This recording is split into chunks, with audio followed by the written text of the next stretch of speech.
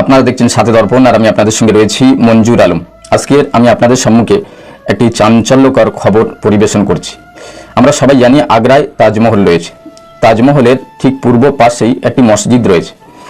ওই মসজিদের ভিতরে এক যুবতীর অর্ধনগ্ন দেহ মসজিদের মুসল্লিরা যখন প্রার্থনা করতে আসে, নামাজ পড়তে আসে, এসে তারা দেখার সঙ্গে সঙ্গে স্থানীয় পুলিশকে খবর দেয়।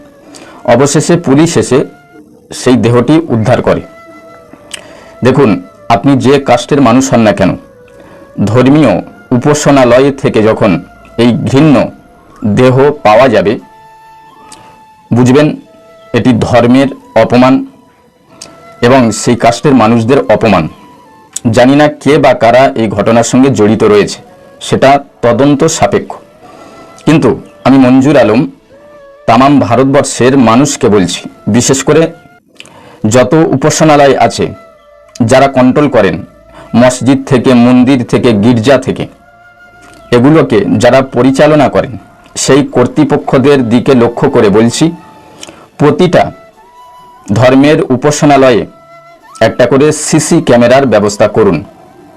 এতে করে ধর্ম সুরক্ষিত থাকবে, অপমান থেকে বাঁচবে এবং উপাসনালয়গুলি সুরক্ষিত থাকবে।